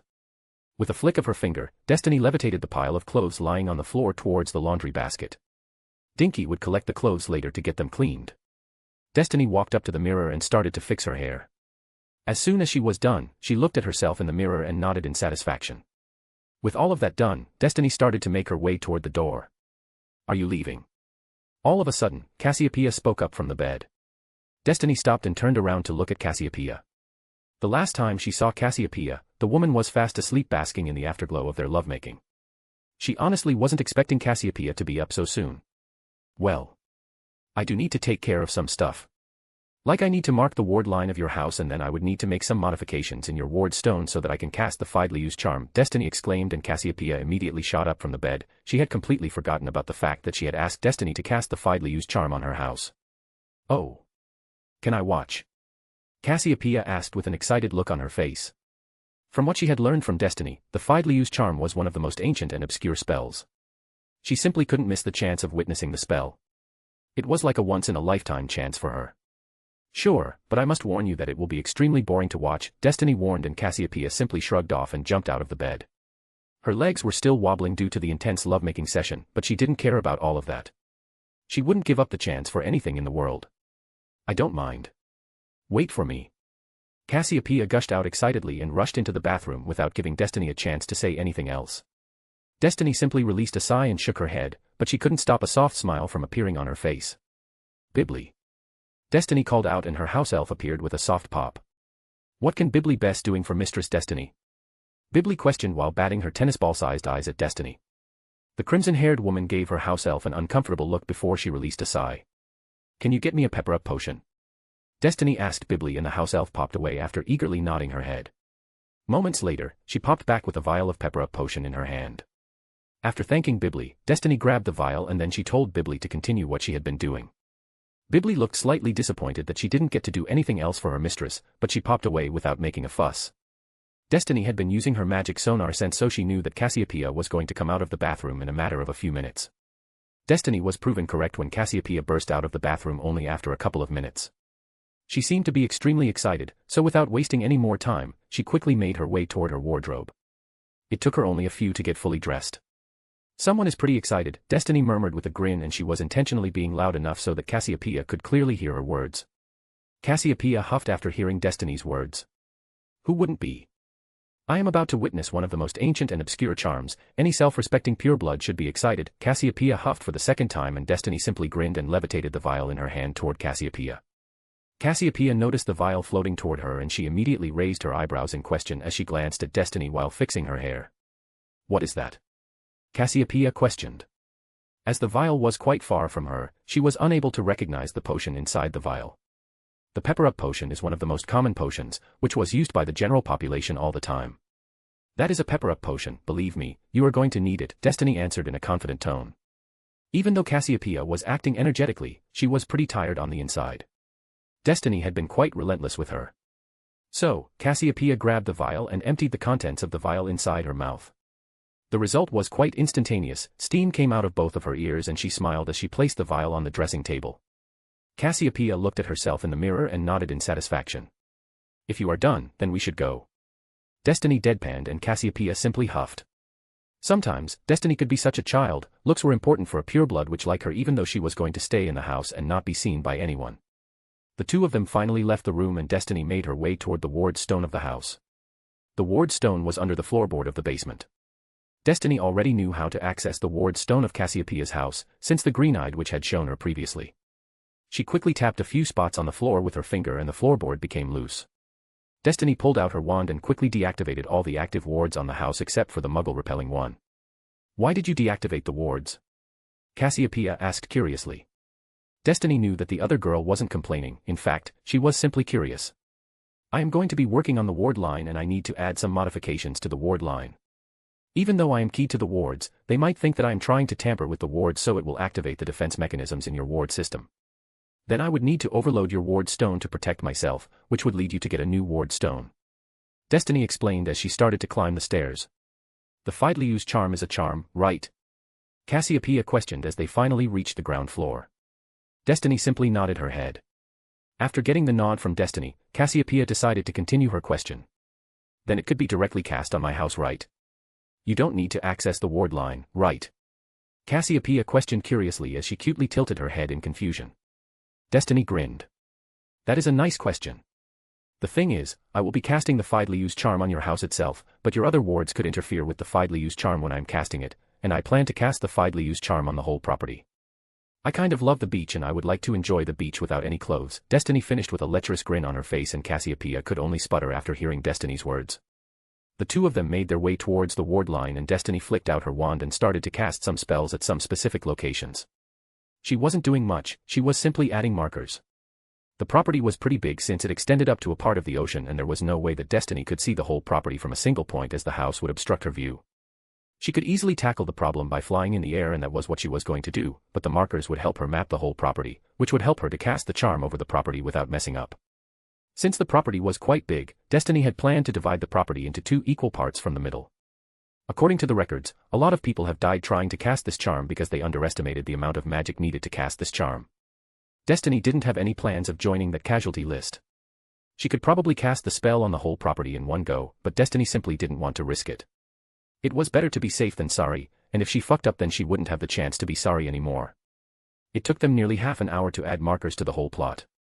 Cassiopeia continued to ask questions. Usually casting the Fidelius charm over 2 parts separately would mean that they are separate, and it would also mean that there are 2 secrets, each for 1 part, but with the modified version of the Fidelius charm created by the Gaunt family, it was possible to combine 2 separate parts. That is why Destiny liked the modified Fidelius charm. She would have thanked the Gaunts if Merope wasn't a squib and Morphin was not in Azkaban. I will thank him before killing him. Destiny decided to thank Morphin before killing him. She had already planned to kill him after he gets released. It's done. Now it is time to move on to the most important part of the whole process. Destiny said with a grin, and she started to rise up without any assistance. At first, Cassiopeia blinked in confusion, and then she pointed her finger at Destiny, who was floating in the air. You. Cassiopeia sputtered, unable to form any words besides the word, you. Yes, me. I understand that you are dazzled by my magnificence. Destiny grinned smugly, and Cassiopeia finally released a sigh and her whole body sagged. She should have expected something like this from Destiny. She planned to question Destiny after she finally came down. Meanwhile, Destiny was floating over Cassiopeia's house and she planned to cast the charm on the part of the plot where Cassiopeia's house was. Then she pointed her wand toward the house and then she started to wave her wand in an intricate pattern. Then all of a sudden, Destiny froze and her magic surged forward like a tsunami. Cassiopeia, who was standing on the ground, almost dropped to her knees due to the immense magical pressure released by Destiny. Abscondo! Destiny exclaimed and a massive amount of magic flowed out of her body. Destiny felt lightheaded as almost half of her magical reserve became empty in a matter of a few moments. Destiny took a deep breath and stabilized herself. Slightly more than half of her magical reserve was still full, which meant that she could cast the charm on the other part too without waiting for her magical core to fill up. Both the parts might seem to be equal but in reality, there was a huge difference between them. Cassiopeia's house was on the plot where Destiny had just cast the Fidely used charm, so Destiny needed to use a lot more magic due to the existence of the house. While on the other plot, there was no house. That is why Destiny wouldn't need to spend the amount of magic she had to spend the first time. Meanwhile, Cassiopeia felt something change inside her, not that was not right, she felt something foreign enter her body. She had no idea what it was or where it went, but she felt a secret phrase appear inside her mind. She felt like it was the key to her house. Well, she could always ask Destiny after she came down. While Cassiopeia was pondering the phrase that appeared inside her mind, Destiny was already floating over the second part of the whole plot. Destiny pointed her wand toward the ground and started to wave it in an intricate manner. Once again she stopped and her magic flared. Destiny's eyes started to glow due to the magic she was releasing casually. Abscondo! Destiny exclaimed and for the second time a huge amount of magic left her body in a matter of a few moments, but this time, the feeling wasn't so overwhelming. The amount of magic that left her body during the first time was way more than the amount of magic left his body during the second time. Once again Cassiopeia felt something foreign enter her body, but this time no new secret phrase appeared inside her mind. In fact, she felt like the previous secret phrase was simply expanded even though the phrase remained the same. Cassiopeia couldn't make any heads or tails of the situation so she decided to wait for Destiny to come down. She didn't even know if the charm had worked or not because for her, nothing had changed. Destiny slowly came down and landed in front of Cassiopeia. You could fly without a broom, why am I not surprised? Cassiopeia muttered sarcastically. Destiny couldn't help but chuckle. The last time I noticed, you looked quite surprised, Destiny blurted out with a smug grin on her face and Cassiopeia ended up throwing Destiny a dirty look. Who wouldn't be? Anybody in my place would have been surprised. You have achieved unsupported flight, wizards and witches have been trying to devise a way to achieve such for at least several centuries and here you are who had already achieved unsupported flight, but thinks that it is nothing special, Cassiopeia huffed in irritation. She was never a fan of flying, but that didn't mean that she didn't want to fly, especially without the aid of any magical objects. Come on. It is nothing special. I was only 14 when I achieved unsupported flight. I simply needed to do some research a bit. The problem is, magical people look down on muggles. I understand that they are enemies and they are inferior because they don't have the gift of magic, but that doesn't mean that they should be underestimated. If there is one thing muggles are extremely good at, it would be killing. They are extremely good at killing. It has been some time since they have discovered how to make vessels that could fly in the air. I simply used their research to understand some of the basic concepts necessary to achieve flight and after I understood how everything worked, it was quite easy for me to achieve unsupported flight, Destiny shrugged dismissively. Cassiopeia couldn't help but feel conflicted. True, she had started to see the Muggleborns in a new light, it would still take her some time to finally come around, but what Destiny just said about the Muggles was quite a blow to her pride.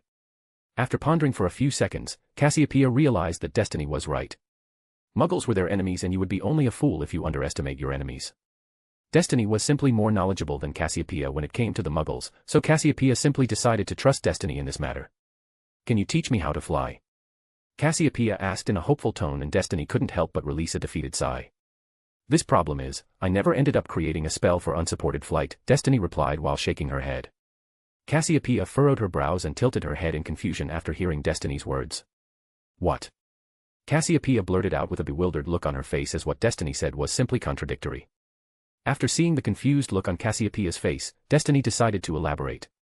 Do you know about intent-based magic? Destiny questioned and after a bit of thinking, Cassiopeia nodded her head. She had read about intent-based magic.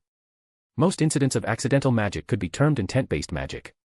Well, that is the most basic example of intent-based magic. If a child wanted a toy, then it would fly into his or her hands. This is the most basic example of intent-based magic. Well, that is how I achieved unsupported flight. I know how to achieve flight and I simply will my magic to accomplish that.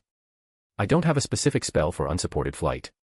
I am a lot of things, Cassie, but I am not patient enough to become a spellcrafter when I achieve the same results with less effort. Destiny smiled softly as she finished her explanation. Cassiopeia was taken by the surprise for the second time. But how? It is said that adults can't perform intent-based magic, Cassiopeia questioned with a bewildered look on her face. It is not impossible, but it is simply hard. They simply don't know the truth because they simply don't try, not that they have any reason to. After all, there is always a convenient spell waiting for them somewhere. They simply need to wave their wand and mutter a chant and then whatever is supposed to happen happens. Destiny shrugged as she rolled her shoulders dismissively. At first, Cassiopeia frowned, but once again after pondering Destiny's words for some time, she realized that Destiny was right. She never questioned why she was able to use intent-based magic when she was a child, but she could no longer use it as she grew up. The answer was pretty simple, she had lost the drive because she already had an easier path laid down in front of her. I see, you are right, Cassiopeia muttered and released a defeated sigh. Destiny smiled and wrapped her arm around Cassiopeia's shoulder to pull her closer. You don't need to look so disappointed. I will ask some of the unspeakables to develop a spell. With my research, it would be quite easy for them to create the spell. Destiny grinned and Cassiopeia couldn't help but smile after hearing Destiny's words. Now, be a dear and tell me the secret. All of a sudden, Destiny changed the topic. You mean the phrase that appeared inside my head? Cassiopeia asked, and after receiving a nod from Destiny, Cassiopeia revealed the phrase inside her mind. Cassiopeia Black lives at Black Townhouse, Cornwall. Cassiopeia revealed the secret and Destiny felt a magic wash over her mind. This was the first time she had felt it. Last time she had cast the spell on her vault and she had made herself the secret keeper, so Ambika must have felt this sensation when she had revealed the secret to her. So, that was the secret, right?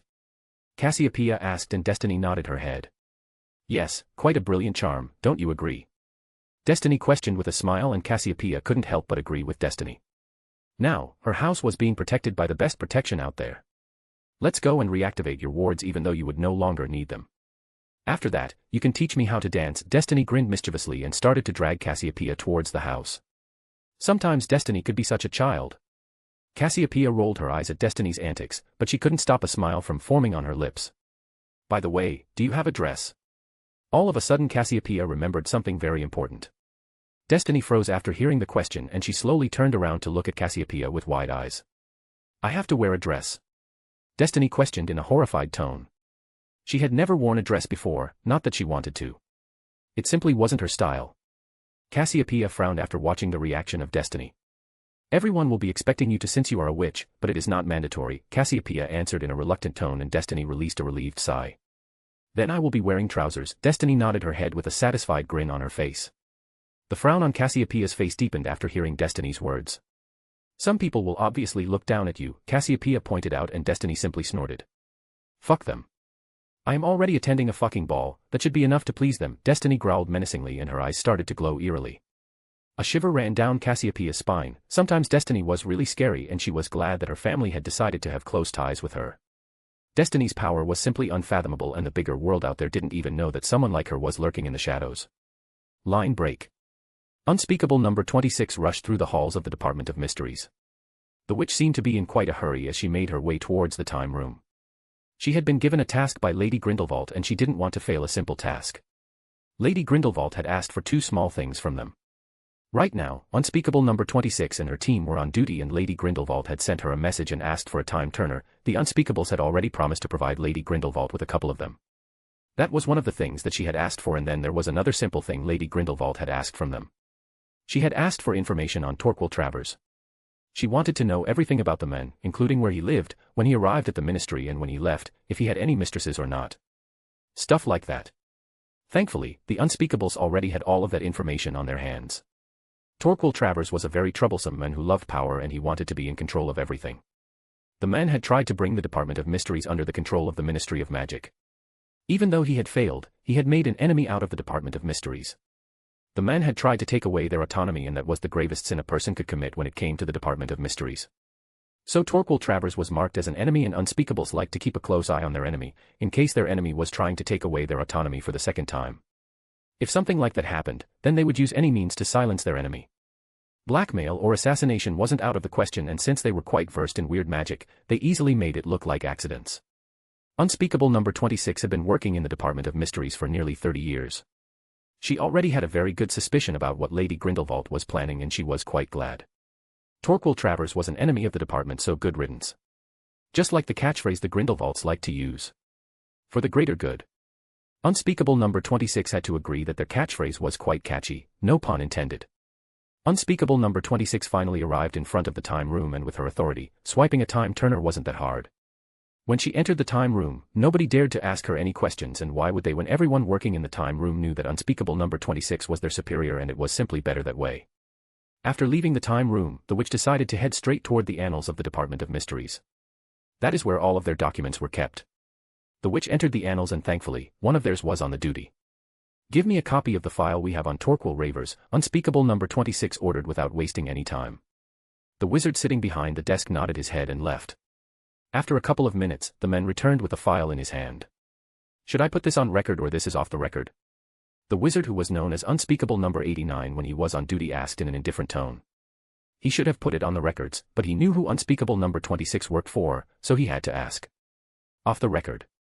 "It is for Our Lady," unspeakable number 26 answered, and the man behind the desk simply nodded his head and handed over the file. Unspeakable number 26 grabbed the file and started to transfigure it, since she didn't want to be seen by someone who wasn't loyal to their cause with this file in her hand.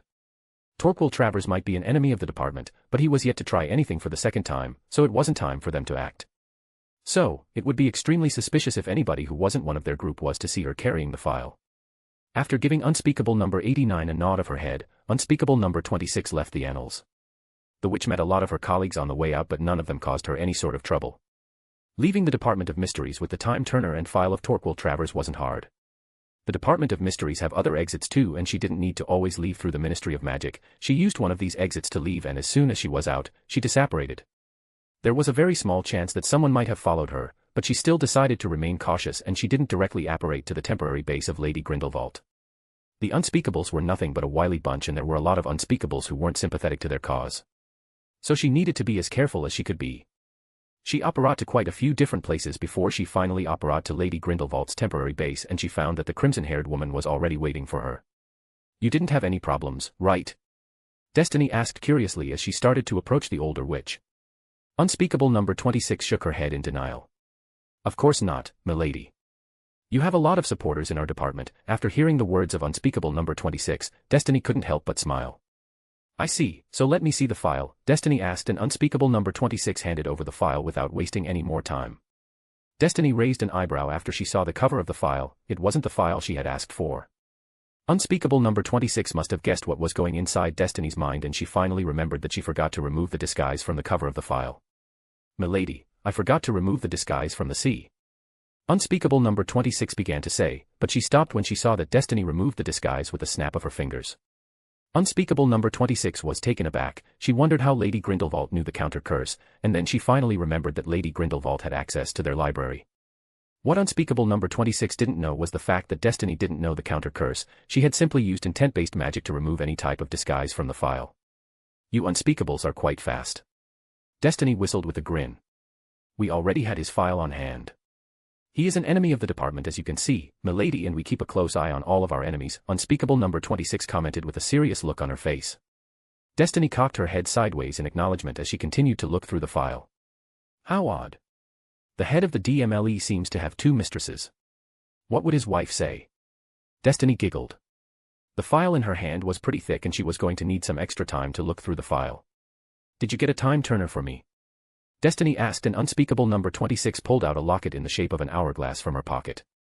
Unspeakable number 26 placed the time turner in Destiny's waiting hands. "Milady, there are a few things you need to keep in mind before you start using this. 5 hours, that is what this artifact can give you. You could travel more, but I will insist that you don't try it.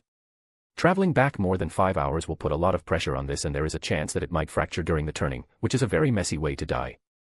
You should avoid making contact with your counterpart, but if you do, then please remember that you shouldn't change anything. You should do exactly what you have done in the past," unspeakable number 26 warned with an extremely serious look on her face. "I will keep them in mind." Destiny accepted the warnings with a grateful smile on her face.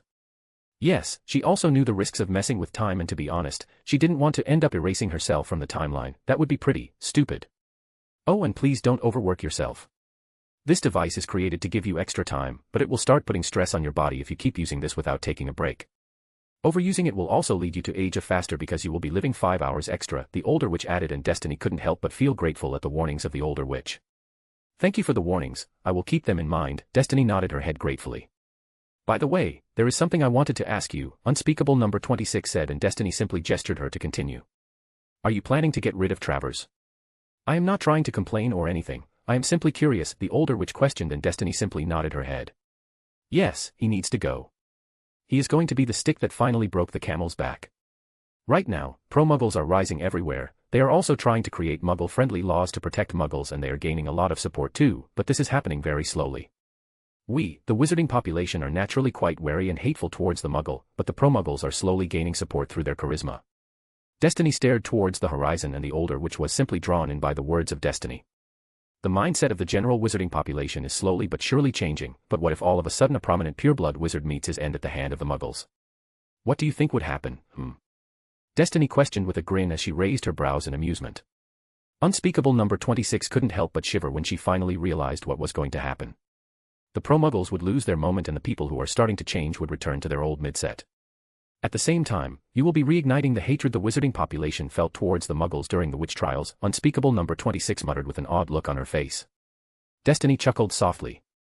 Exactly, Destiny added as she started to stare at the time turner in her hand. But how are you going to frame the Muggles? The older witch questioned curiously. The plan was extremely good, but there was a massive hole in the plan. How was she going to frame the Muggles? Who said I am going to frame them? Destiny questioned back with an amused grin on her face. She already had a plan, but she didn't have any plans of revealing her plan at the moment, since she still needed to polish a lot of things for her plans to work perfectly. Unspeakable number 26 finally realized that Destiny wasn't going to say anything more for now. Then I will be leaving, milady. My absence might get noticed if I stay here or too long, the older witch said in a respectful tone. Then you should head back, and once again, thank you, Destiny said with a grateful look on her face, and after giving Destiny a respectful bow, Unspeakable number 26 disapparated with a crack. As soon as Unspeakable number 26 was gone, Destiny looked down at the time turner in her hand. She grabbed the time turner and operated inside Cassiopeia's basement. She was planning to use the time turner so that she could completely study the thick file in her hand without missing anything. After all, she needed to make a foolproof plan before the day after tomorrow. Line break. So, the Blacks have decided to arrange a ball in honor of the established of Bone family. One of the witches sitting at a meeting table questioned with a hint of disbelief in her voice. The witch had silvery blonde hair and sparkling blue eyes. It is nothing but a recruitment drive, I am telling you, a redhead wizard with pale blue eyes sitting at the other side of the table blurted out. The redhead wizard huffed and resumed eating. I agree with him. This is a recruitment drive. We can't allow her to succeed, or she will have a lot of prominent families in her pocket before Easter, a black-haired wizard with gray eyes pointed out.